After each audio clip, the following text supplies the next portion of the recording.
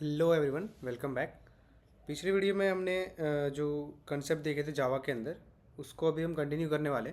अब जो मैंने बताया था कि आगे हम और भी जो कलेक्शन फ्रेमवर्क के अंदर और भी जो डेटा स्ट्रक्चर्स आते हैं उसको हम समझने वाले।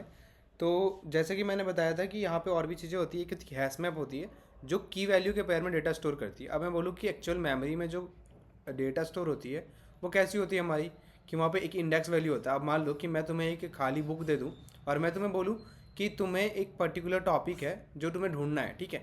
अब वो टॉपिक अगर तुम्हें पता है कि अच्छा ये टॉपिक जो है वो किसी लेट सपोज कि मैं साइंस की कोई सब्जेक्ट का नाम बता रहा हूँ, कोई साइंस साइंस का कोई टॉपिक का नाम बता रहा हूँ जिसमें मे बी मैंने कार्बन से रिलेटेड कुछ चीज़ बताई, ठीक है।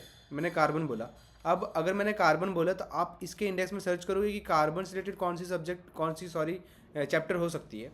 तो लेट से आपको फोर्थ चैप्टर मिला जिसमें कार्बन एवं कुछ उसके नाम ऐसे करके कुछ टॉपिक का या फिर जो चैप्टर का नाम है वो कार्बन से रिलेटेड कुछ है। आपको समझ आए कि अच्छा इसमें कार्बन हो सकता है, तो आप इस वाले पर्टिकुलर जगह पे आके ढूंढोगे, है ना। तो ऐसे ही हमारा मैप होता है जहाँ पे वो की वैल्यू के पैर में डेटा स्टोर करती है।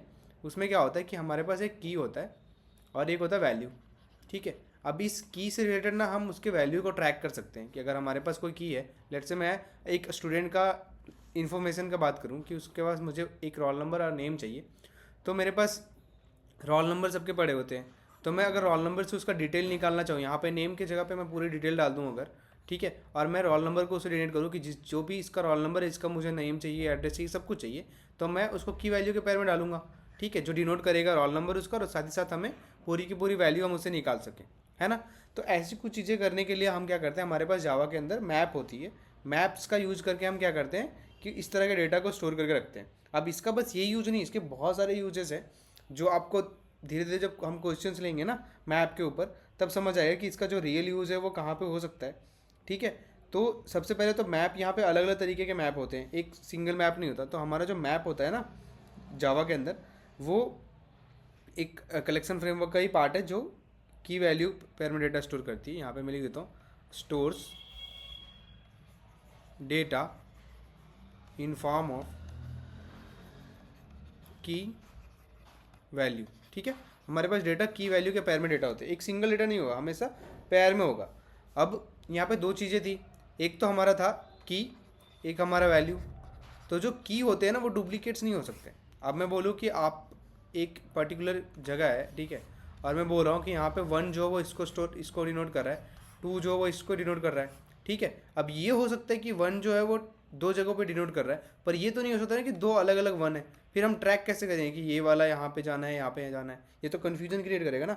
इसलिए मैप जो है ना वो जो डुप्लीकेट की अलाउ नहीं करते, पर डुप्लीकेट वैल्यू अलाउ करते हैं, ठीक है। ये चीज़ आपको ध्यान रखने वाली थी कि हमें ये देखना है कि हमारा जो डुप्लीकेट है वो इसके अंदर अलाउड होती है पर इसमें नहीं होती, ठीक है। अब अब मैप भी यहाँ पे अलग अलग तरीके के होते हैं हमारे यहाँ पे। एक तो सबसे पहले होती है हैश मैप, ठीक है। ये होता है एक हैश मैप जिसमें ये फास्ट तो होता ही, देखो इसकी और भी चीज़ें हैं कि इसकी जितनी भी ऑपरेशंस है ना, अभी तक हमने पढ़ा स्टैक पढ़ा, लिंक लिस्ट पढ़ा, एरे लिस्ट पढ़ा, तो सबके कुछ ना कुछ ऑपरेशंस थे, ऐड करना, बहुत सारे ऑपरेशंस थे ना। तो इनके जितने भी ऑपरेशन है, सर्चिंग के जो ऑपरेशंस है, ठीक है, ऐड करने के जो ऑपरेशन है, सबकी जो टाइम कॉम्प्लेक्सिटी है ना वो सारी की सारी कांस्टेंट होती है, ठीक है। कांस्टेंट कहने का मतलब कि इनको जो इनके अंदर जो ऑपरेशन परफॉर्म करने का जो बात है ना, वो सारे का सारा कोई कांस्टेंट टाइम लेती है। लेट्स से मैं बोल रहा हूँ कि ये 3 यूनिट ऑफ टाइम लेता है, तो ये हर एक ऑपरेशन इतना ही जल्दी हो जाता है। हम किसी का एक पर्टिकुलर ये नहीं बता सकते ना कि हाँ अच्छा एस मैप है तो इसको इतना टाइम लग रहा है। पर अगर मैं बोलूँ कि एक एरे को सॉर्ट करना है तो आप बोलोगे कि हाँ, अगर मैं अलग अलग मेथड यूज कर रहा हूँ उस पर डिपेंड करता है कि इसको सॉर्ट करने की टाइम कॉम्प्लेक्सिटी क्या होगी। लेट से मैं लीनियर सर्च करूँगा, तो सर्चिंग कर रहा हूँ, मान लो सर सॉर्टिंग छोड़ो, मैं सर्चिंग कर रहा हूँ, मैं बोलूँगा लीनियर सर्च कर रहा हूँ, ठीक है। अब लीनियर सर्च में मैं बोलूँगा कि अगर मान लो कि मेरा वर्स्ट केस क्या हो सकता है कि मेरी एलिमेंट सबसे लास्ट में मिले। अब एलिमेंट लास्ट में मिलेगी तो हमें पूरा देखना पड़ेगा ना, यहाँ पे देखो, इसको देखो, सारे को चेक करो। तो मैं कह सकता हूँ जितना इसका साइज है उतना टाइम हमें लगेगा। पर ये जो हैश मैप होता है इसके अंदर कोई भी ऑपरेशन आप कर लो वो सारे के सारे कांस्टेंट होते हैं। मतलब आप अगर 100 एलिमेंट वाले में भी सर्च करो, 10 एलिमेंट वाले में सर्च करो, टाइम जो वो सेम लगने वाला है। इसलिए हम इसको बोलते हैं कि इसकी जो कॉम्प्लेक्सिटी होती है ना वो ऑर्डर ऑफ वन होती है।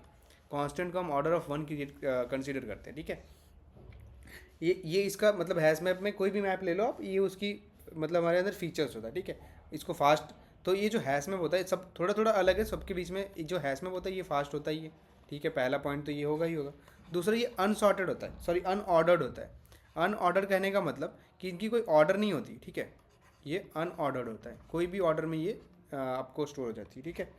उसके बाद ये नल की जो है ना, वो दोनों नल की नल वैल्यू दोनों अलाउ करती है, इसको तो हम कंसिडर नहीं करते कि ये डुप्लीकेट नहीं अलाउ करते, ये मुझे देखना है मेन तो कि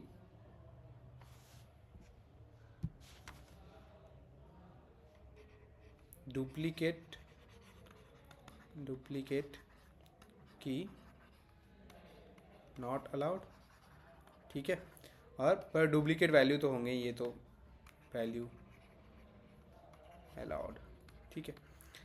उसके बाद अब ये हैश मैप हो गई। ऐसे हमारे पास लिंक्ड हैश मैप होती है, एक होती है लिंक्ड हैश मैप, ये सब चीज़ों को हम अलग अलग से देखेंगे। एक होती है लिंक्ड हैश मैप, ठीक है।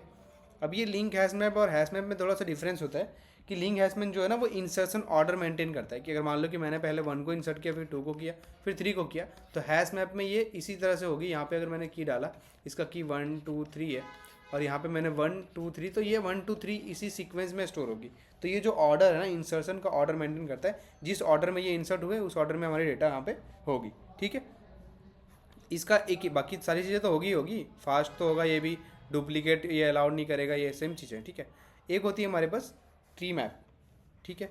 अब ये ट्री मैप क्या होता है, ट्री मैप भी सेम है, ठीक है, पर इसमें क्या है कि ये सॉर्टेड जो नेचुरल ऑर्डर होता है ना, सॉर्टेड बाय नेचुरल, मतलब एक तरह समझ लो कि ऑर्डर में एक जो जिस ऑर्डर में असेंडिंग ऑर्डर में जो है वो इस तरह से हमारे यहाँ पे सॉर्टेड होता है, ठीक है, असेंडिंग ऑर्डर में। ये हो गए हमारे 3 तरह के अलग अलग हैश मैप, जो हम मैप जो हो गए वो हम जावा के अंदर यूज करते हैं। अब मैं एक बार पहले हैश मैप को डिस्कस करता हूँ।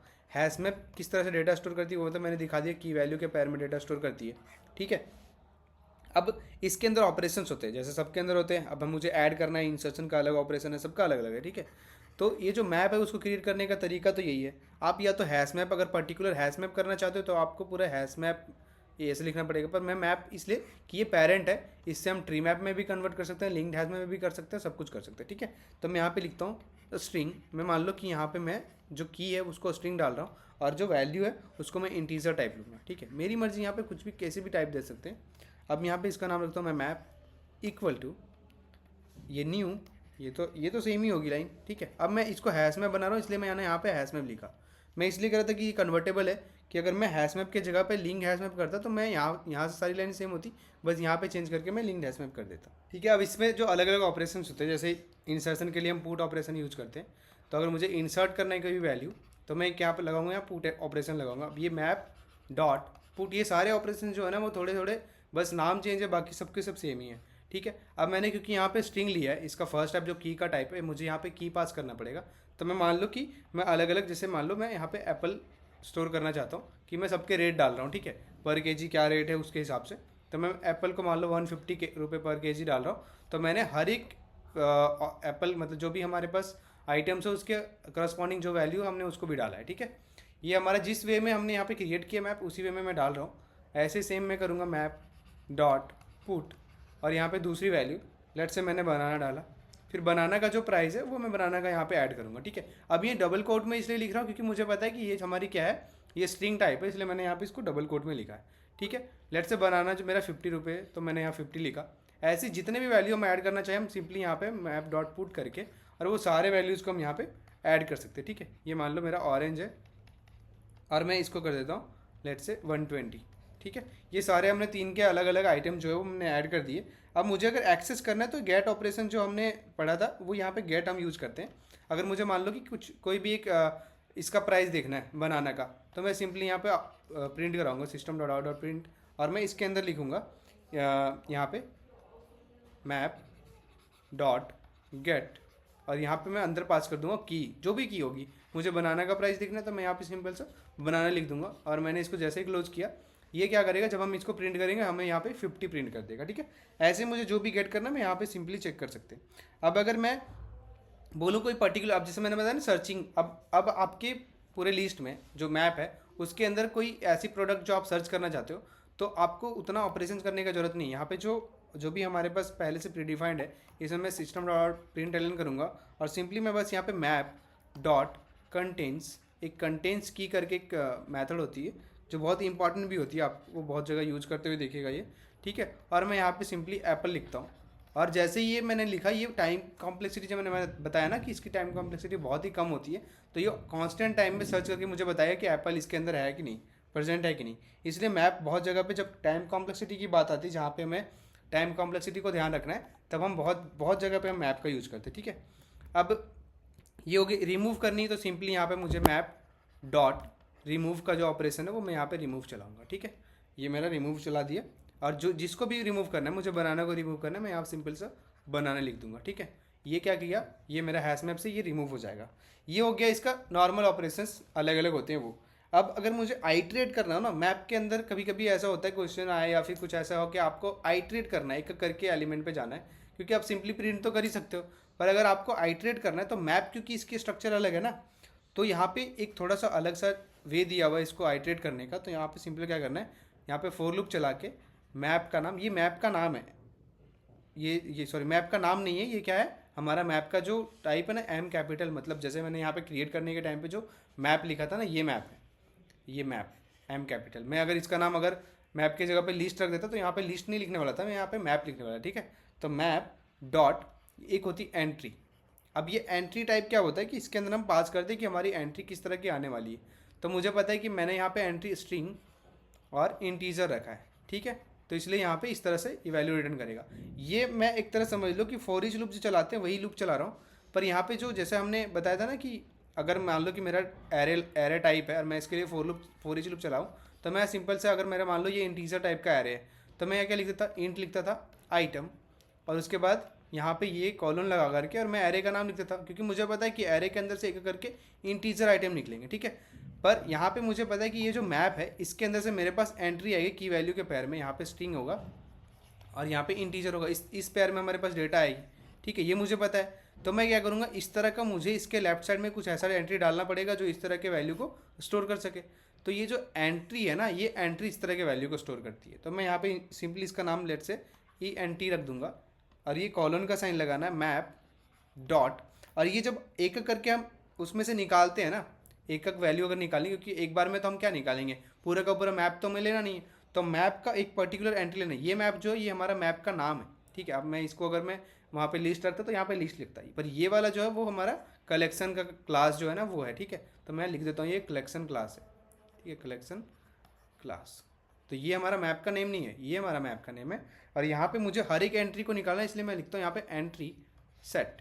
तो ये क्या करेगा, एक एक एंट्री को यहाँ से बाहर निकालेगा, और क्योंकि ये हर एक एंट्री को एक बार दे रहा है और हमारे सारा अगर के स्टोर हो रहा है हमारे ENT में। अब हम चाहें तो इसको इसके अलग अलग चीज़ों को हम, अगर मुझे इसकी की निकाली तो हम की निकाल सकते हैं, वैल्यू निकालनी तो वैल्यू। सिंपली मुझे क्या करना पड़ेगा, system dot out dot println, और मैं यहाँ पे करूँगा ENT डॉट, और इसके बाद यहाँ पे गेट की करूँगा। तो ये क्या करेगा, एक एक करके सारे जितने भी की है ना वो हमें प्रिंट करके दे देगा, ठीक है। सारे की बस की प्रिंट करेगा, और मुझे अगर वैल्यू प्रिंट करनी तो बस ऐसे ही इंट डॉट गेट वैल्यू।